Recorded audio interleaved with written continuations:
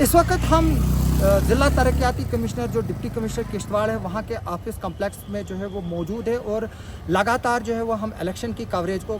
कर रहे हैं यहाँ से और आपको बता रहे हैं कि कौन कौन से कैंडिडेट्स जो है वो यहाँ पर आए और उन्होंने नॉमिनेशन फार्म भरा। अभी तक का जो फाइनल लेआउट हुआ है, आज के जिन लोगों ने नॉमिनेशन भरे हैं 8 लोगों ने जो है वो पाडर से भरा है, 11 लोगों ने किश्तवाड़ से भरा है और 13 जो फॉर्म्स हैं वो नॉमिनेशन फॉर्म्स इंदरवाल से जो है वो आए हैं। यानी कि कुल मिलाकर किश्तवाड़ की तीनों कॉन्स्टिट्यूएंसीज़ में जो है वो 32 जो कैंडिडेट्स हैं उन्होंने नॉमिनेशन फाइल किए हैं और अब कल स्क्रूटनी होगी और फिर 2 दिन जो अगले हैं 29 और 30 को विड्रावल ऑफ जो नॉमिनेशन है वो प्रक्रिया शुरू होगी, क्योंकि आज सिर्फ 3 बजे तक जो है वो नॉमिनेशन पकड़ने थे। अगर हम पाडर की बात करें तो पाडर में सुनील शर्मा बीजेपी के कैंडिडेट हैं, पूजा ठाकुर जो है वो वहाँ पर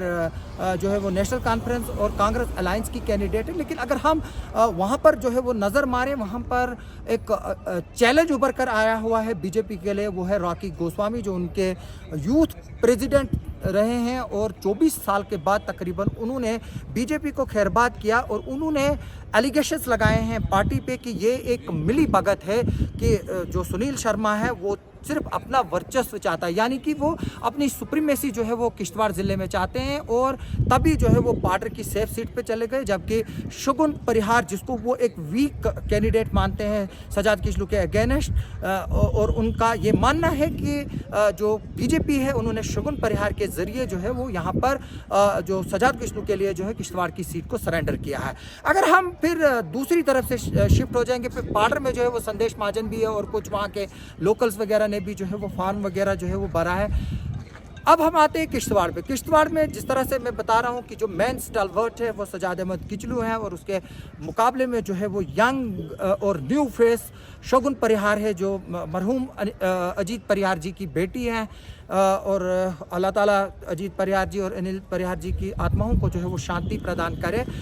उनको जो है वो यहाँ पर उनकी निर्मम हत्या हुई थी जिसको हम आज भी कंडेम करते हैं और वो पाकिस्तान के जो इशारे पर चलने वाले लोग हैं उनके ज़रिए जो है उनकी हत्या की गई थी और आज भी जो है वो हम उसको कंडेम करते हैं। और मैं आज हर दिन जो है अनिल जी और अजीत जी को याद करता हूँ क्योंकि उनके साथ मेरे काफ़ी करीबी ताल्लुकात थे। किश्तवाड़ में इसके अलावा संजय परिहार जो है वो कोतवाड़ा से हैं, सरपंच रहे, बीजेपी के खास थे, उन्होंने भी जो है एज एन इंडिपेंडेंट फार्म भरा। उसके अलावा मोहम्मद असलम देव एक जानी पहचाना नाम ज़िला किश्तवाड़ का कंट्रैक्टर है by profession, counsellor ward number 7 के हमारे रहे हैं, नेशनल कॉन्फ्रेंस के काफ़ी करीबी थे, सजाद अहमद किचलू के और तनवीर अहमद किचलू के राइट हैंड माने जाते थे, सीनियर वाइस प्रेसिडेंट रहे हैं वो नेशनल कॉन्फ्रेंस में। लेकिन आज राहें जो है वो अलग हैं। अगर हम इंदरवाल की बात करें तो इंदरवाल में जो है वो एक दिलचस्प मुकाबला जो है वो अब सामने आया है, क्योंकि वहाँ पर तकरीबन 4 या 5 दिग्गज कैंडिडेट जो है वो मैदान में है। अगर हम बात करें गुलाम मोहम्मद सुरूरी की, कांग्रेस में रहे, फिर डीएपी में गए, अब वो इंडिपेंडेंट लड़ रहे हैं, एक 3 टाइम के एमएलए वहाँ पर रहे हैं और उन्हीं के करीबी साथी प्यारेलाल शर्मा जो कभी उनके काफ़ी करीबी माने जाते थे, लेकिन आज उसी तरह से राहें जुदा हैं जिस तरह से मोहम्मद असलम देव और सजाद अहमद किचलू की जो है वो राहें अलग है। उसके अलावा शेख नासिर हुसैन जो है वो पीडीपी के कैंडिडेट है इंदरवाल से और उसके अलावा मैं ये भी बता दूं कि उसके अलावा शेख जफरुल्ला जो है वो अलायंस के जो है वो कैंडिडेट है। यानी कि मुकाबला जो है वो कड़ा है। तारक हुसैन की बीजेपी के, यानी कि 5 लोग जो है वो एक उम्मीदवार हैं जो एक रिप्रेजेंटेटिव पॉलिटिकल पार्टीज़ है, चाहे आप पीडीपी की बात कीजिए, बीजेपी की बात कीजिए या आप कांग्रेस की बात कीजिए जो अलायंस में लड़ रही है। लेकिन साथ में जो 2 इंडिपेंडेंट हैं वो भी जो है वो इतने पावरफुल है कि वो इलेक्शन का रुख अपनी तरफ जो है वो बदल सकते हैं।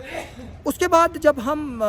बात करेंगे किश्तवाड़ में जो है वो एक और कैंडिडेट है, वो है फिरदौस अहमद टाक जो पीडीपी से है। वो पहले भी यहाँ पर इलेक्शन लड़ चुके हैं, एमएलसी रह चुके हैं। वो भी जो है उनका भी एक मखसूस वोट बैंक जो है वो किश्तवाड़ कॉन्स्टिट्यूएंसी में जो है वो मौजूद है। लेकिन अब हतमी फैसला जो है वो किसके हक में होगा, ये डिसीजन जो है वो 18 तारीख को लोगों को लेना है। यानी कि 18 सितंबर को जो है फर्स्ट फेज़ में ज़िला किश्तवाड़ में वोटिंग होनी है और 4 अक्टूबर को जो है काउंटिंग होगी। यानी कि आपको भारी तादाद में आकर जो है वो बाहर वोट करना है कि बाद में आपको ऐसा मौका ना मिले कि आप ये बताएं कि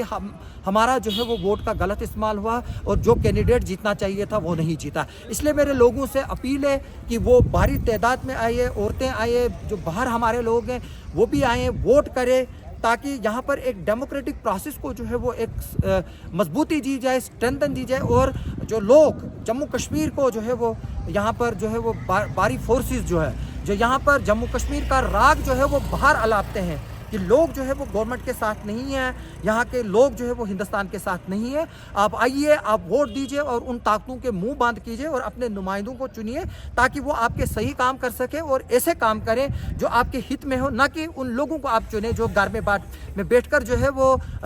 सिर्फ एसीज में बैठे रहें और आप लोगों को मिले भी नहीं, और जब वो मिलने आए तो उनके बॉडीगार्ड जो है वो आपको अंदर ना जाने दे। अब ये देखना होगा कि आप लोग जो है वो कितना जो है इस इलेक्शन को सीरियसली लेते हैं, और लेना भी चाहिए ताकि आपका जो है वो सही नुमाइंदा यहाँ पर चुने जाए। और मेरी फिर से लोगों से अपील है कि वो जिसको भी चाहिए वोट दे। मैं ये नहीं बोलूँगा कि आप कांग्रेस को दो, एनसी को दो, PL शर्मा को दो, गुलाम मोहम्मद सरूरी को दो, फिरदौस टाक को दो, शेख नासिर को दो, आप शेख जफरुल्लाह को दो, लेकिन मैं ये कहूँगा कि आप घरों से बाहर निकलिए, वोट दीजिए, जिसको भी देना है, जो भी आपको पसंद है आप उसको वोट दीजिए, क्योंकि हर वोट की जो है वो कीमत है। वोट ही एक ऐसा जरिया है जहाँ पर एक चपरासी से लेकर प्राइम मिनिस्टर तक जो वोट है उसकी एक ही वैल्यू है। आप सबका सुनने के लिए और देखने के लिए बहुत बहुत शुक्रिया।